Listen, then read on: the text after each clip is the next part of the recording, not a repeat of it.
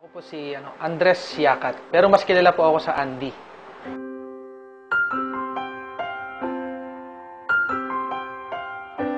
May pinanggalingan kong pamilya, hindi naman ganun kayaman. Sabihin natin na nakakaraos araw-araw, ang nanay ko tindera sa palengke, ang tatay ko naman magsasaka. So yung buhay namin, nung time na doon ako naninirahan, talaga umiikot lang sa bukid. Bukid, pagtitinda. So doon ako nabuhay. Sa pag-aaral, bali nakatapos din ako nung pag-aaral na Electronics and Communication Engineering.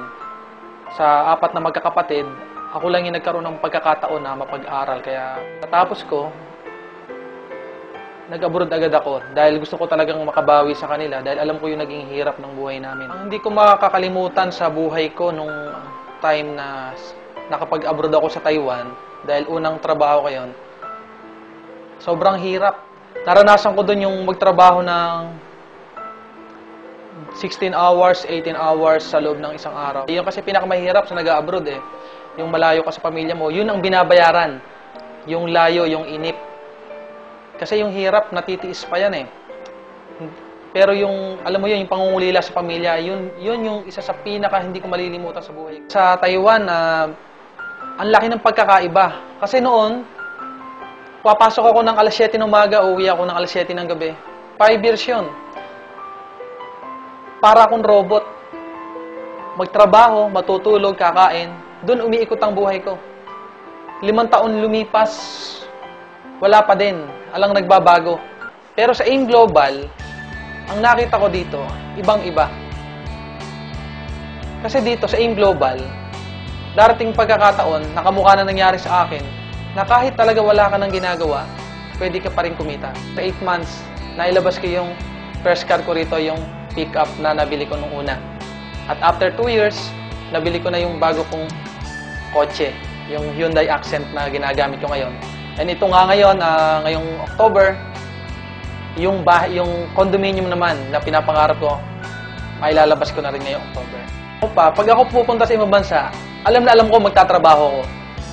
Pero dito sa AIM Global, grabe na nangyari sa akin. Pumupunta ako sa ibang bansa, Hong Kong, Singapore, Thailand, Malaysia. Pumupunta ako hindi para magtrabaho. Pumupunta ako ngayon para mamasyal, para magnegosyo. Ganun kaganda yung AIM Global. 1, 2, 3. I know you want me. You know I want you. I know you want me. You know I want you. I know you want me. You know I want you. I know you want me. You know I want you. 1, 2, 3, 4. 1, 2, 3, 4. Rumba. Ella quiere su rumba. Rumba. Ella quiere su rumba.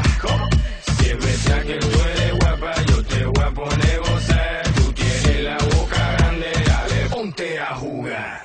1, 2, 3, 4. 1, 2, 3, 4. Salamat sa company sapagkat sa nangyari sa buhay namin, sa aming mag-asawa, na nakasama ko siya ng lagi na, hindi ka mukha dati na pinupuntahan ko pa siya sa Singapore. Pero dahil nga sa laki na kinikita ko na din, nagawa ko na yung pauwi siya dito. Yun ang isang bagay na hindi ko makakalimutan sa kumpanya. Very thankful talaga ako sa AIM Global dahil now magkasama na kami ng asawa ko. Kasi before, nagtatrabaho ko bilang nurse sa bansang Singapore. So sa aming bago-bago pa lang mag-asawa, ang mahirap doon yung naghihiwalay kami dahil kailangan ko magbalik ng Singapore para ituloy ko yung trabaho ko doon. Sa AIM Global, sa mga bumubuo, sa mga may-ari, maraming salamat po sa inyo po na ginawa sa amin.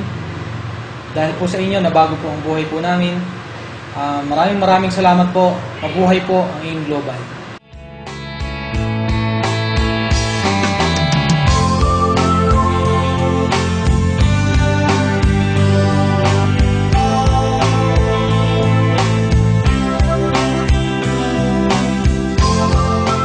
Pagka ginusto mo ang isang bagay, makakagawa ka ng paraan.